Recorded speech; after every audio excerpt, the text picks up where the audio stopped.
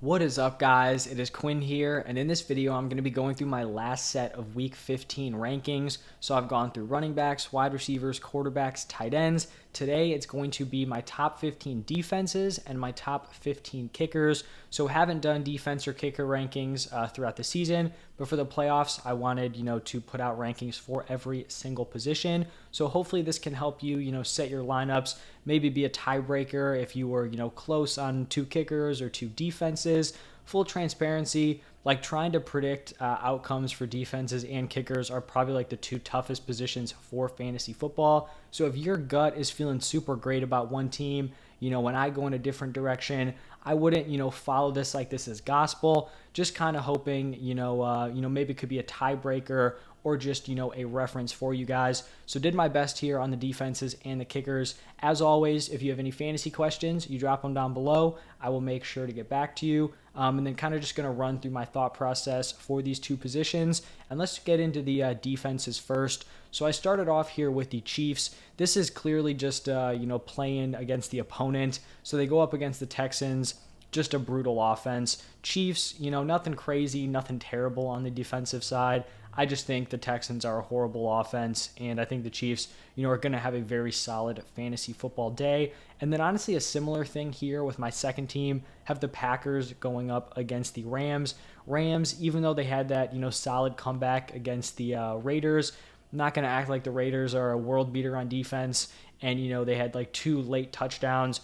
I'm still not buying in on this Rams offense. The offensive line is bad. They're without Kupp, It's just not a great offensive unit right now. So I do like the Packers in that one. Then at 3, I have the Eagles going up against the Bears. On the season, Eagles obviously one of the top fantasy football defenses. And while the Bears do have some sort of firepower on offense, just through Justin Fields and his legs, in general, this should be a pretty decent matchup. Fields, does have a tendency to potentially turn the ball over. I think the Eagles can kind of limit them for the majority of the game, so I do like them here. I actually think this was a kind of an interesting week for fantasy defenses because typically, you're going to have those elite defenses that you're starting no matter what. And some weeks, like a lot of those defenses have great matchups. This week, I feel like is one of those where those top defenses, they've got neutral or maybe even negative matchups, and then some of the more middle tier defenses have some of the better ones. So I kind of feel like it creates a pretty even playing field where like the difference between the third ranked defense isn't anything crazy between like the 10th or 11th. So I guess, a decent kind of well-balanced defense field for the fantasy playoffs. But looking at number 4, I have the Panthers going up against the Steelers. Panthers defense has looked really strong as of late. Obviously, the Steelers offensively, nothing crazy. We'll see if Pickett gives it a go. But even, with Trubisky going last week, like threw 3 interceptions. So I like the Panthers there. At 5, I have the 49ers. This is one of those tough spots where you're choosing between just a very talented defense and then, going up against an offense that is pretty solid. I still think the 49ers are probably going to win out. They've gone up against some tough teams. They just dismantled the Buccaneers, so I like them there at 5. Similar thing here at 6 with the Bills. Now, if the weather gets really bad in this game, we could skyrocket Bills potentially up to like number 1 if the snow is crazy, because that would definitely limit the Dolphins. Right now I have them at 6. Dolphins have been scuffling a little bit. Bills defense, consistently very good. At 7, I have the Commanders going up against the Giants. Commanders have been super strong all season long. Giants, nothing crazy, definitely a below average offense. So I like them there. At 8, I have the Broncos going up against the Cardinals. I could see an argument for the Broncos being higher here with Kyler Murray out. I do still think the Cardinals, have some offensive firepower with DeAndre Hopkins, with Marquise Brown, potentially James Conner. So I have them here at 8. I do think they're a strong play. And, if you thought they should be higher, I don't think, that's a crazy thought. At 9, I have the Saints going up against the Falcons. Falcons starting rookie Desmond Ridder. He could be good. I'm not going to be banking on a great, initial performance out of him. So I do think the Saints are a pretty solid play here. There's also just the potential that this is like a self-destruction at the quarterback position. And Marcus Mariota has like stepped away from the team. He's on IR. So if Desmond Ritter's not it, like this could be a really, really gross game where the Saints give you a massive fantasy football, production. At 10, I have the Cowboys, and this is one of those where you're balancing the talent of the defense, with the opponent. Cowboys obviously have been strong all season long.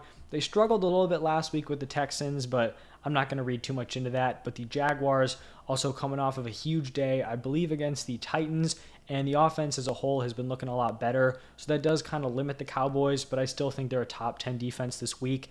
At 11, I have the Steelers.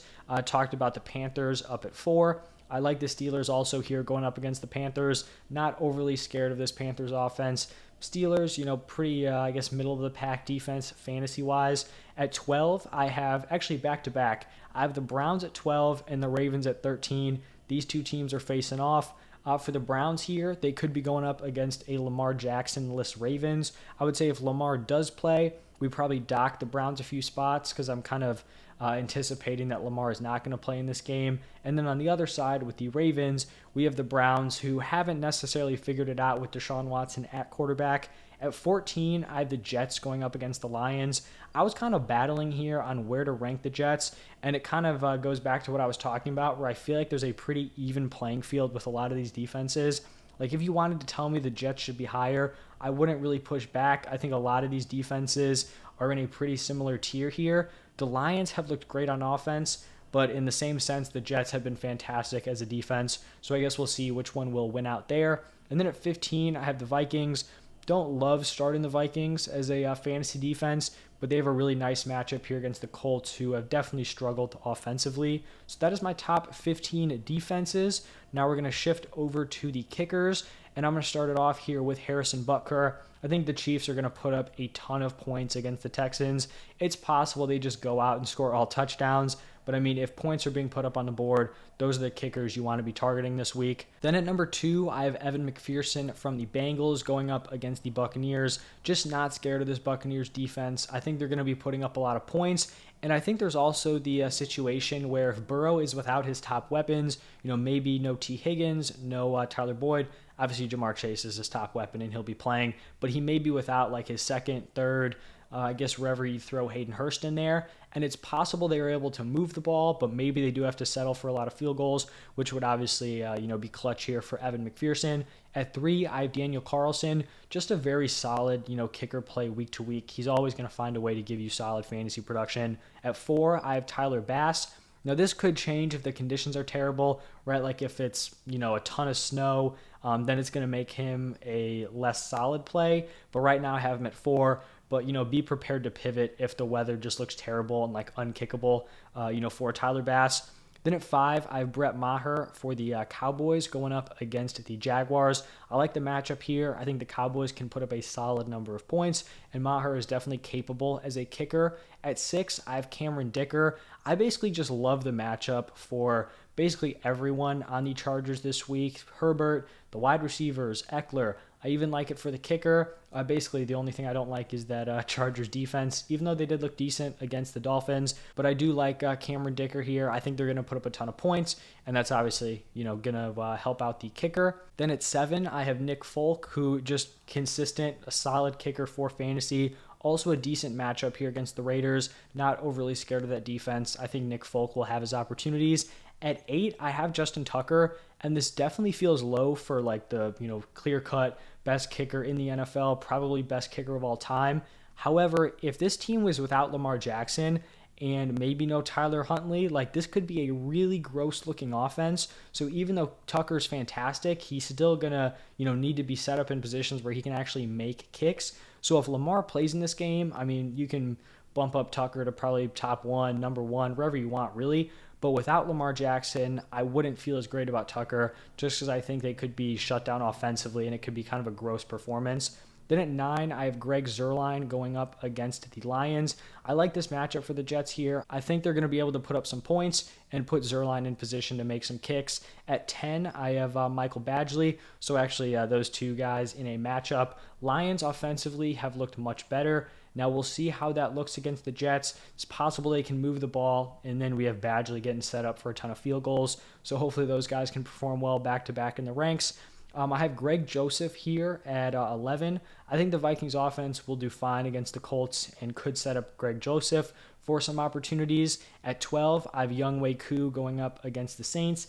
Not really betting on this Falcons offense, more so just betting on Younghoe Koo as like a very talented kicker who can make some of those, much deeper kicks, 50 plus yards. At 13, I have Robbie Gould for the 49ers going up against the Seahawks, and then finishing it up with Jake Elliott against the Bears and Will Lutz against the Falcons. Honestly, typically for the Eagles or just for teams in general, if the team's projected a ton of points, you feel really great about that kicker. The Eagles have just done a fantastic job of not needing to rely on their kicker, and they just score a ton of touchdowns. So Jake Elliott really hasn't been a great fantasy option, even though you kind of would expect him to be. And then Will Lutz, they could move the ball against the Falcons, just finishing out the top 15. Hopefully you can get someone in the top 12 or top 10 this week. But that is going to wrap it up for both the defense and kicker rankings. If you guys enjoyed, hit that like button, subscribe to the channel. If you have any questions, drop them down below. And then if you guys want to check out any of my other content,